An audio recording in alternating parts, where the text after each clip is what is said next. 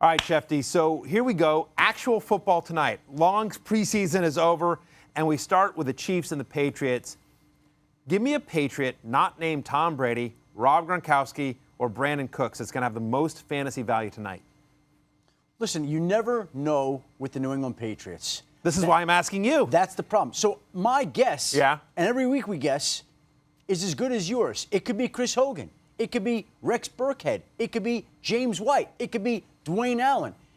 How can we be expected to figure out something the Kansas City Chiefs and every other opponent of the New England Patriots struggle on a week-to-week basis? Can't your daughter text Bill and be like, yo, who should I start? I'm going to have her do that, and she should have asked Tom Brady a couple of weeks ago who he's going to be targeting in the opener. But the truth of the matter is, literally, you never know. They don't know. Right. They don't know who it's going to be. They might have an idea that this is a Chris Hogan game or a Mike Gillislee game or a James White game. All right, so let me approach that from a different angle then, because you're somebody who is both a hardcore fantasy player and somebody who knows that organization well, and I know you've got some Patriots on your teams. I'm in a league with you. You're in a couple of leagues.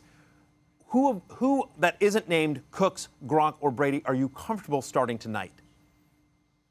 Well, it depends. If you had depends on your entire roster, Matthew. Right, it depends on the matchups. So again, we're back into the same spot. It's the risk that you run. Look, I drafted Mike Gillislee in one of my leagues.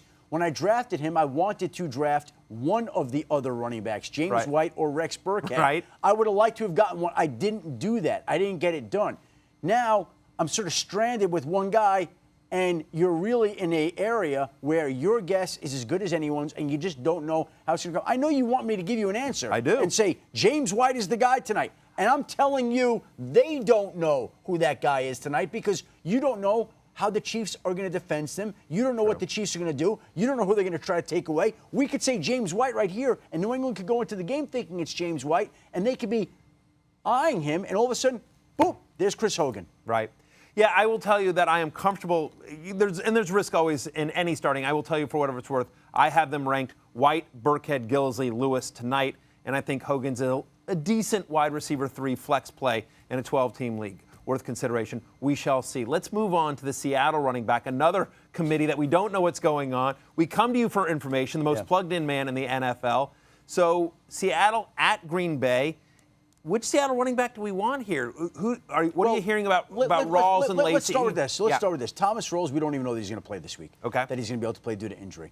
So if he can't play, C.J. Prosise is a third down back who I think is a playmaking type of back and is effective. But if you're going into Green Bay, right, and you look the way Eddie Lacy did this summer, and Thomas Rawls is hobbled, I know they like Chris Carson, and I know at some point he could factor in.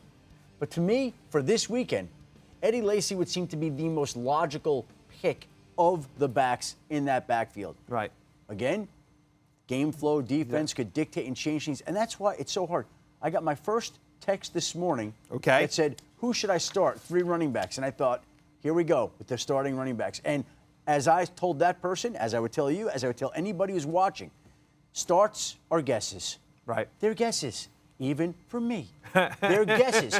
You play the percentages, and you hope you're right, and sometimes you will be, and other times you won't be. I've made starting mistakes. We all make starting. Nobody has all the answers as to who you should start and who you should peg in a certain backfield. No, 100%. And we always say that, like, I always say this in my drafting manifesto every year. Fantasy football is all about putting yourself in the best position to win on a weekly basis and letting the chips fall where they may. Because all you can do is, you're right, playing the percentages. I know you and I have had this conversation where coaches have literally told you, this guy's getting the ball in a significant way on Sunday, and then the way the game goes doesn't even show up. I've had coaches tell me, this guy who's playing well won't be a factor. Watch our game plan. And I've seen that guy run for 150 yards and 2 touchdowns.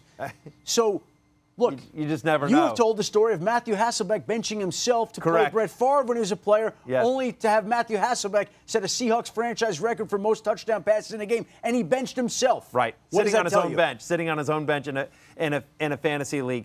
Let's move on to Odell Beckham Jr. and some actual news. We saw some light jogging yesterday as well.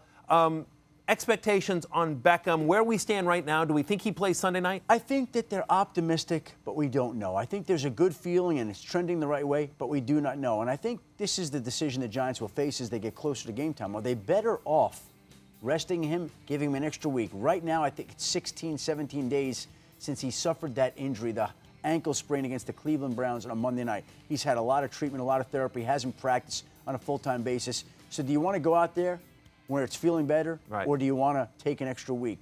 As big a game as this is, and who would have thought in this particular game that Ezekiel Elliott would be playing in this game, and there's a chance that Odell Beckham Jr. won't. It's amazing. That's fancy football. That's football. That's the world we live NFL. in. That absolutely. 5 seconds. Ingram or Peterson? Who do you want for the Saints?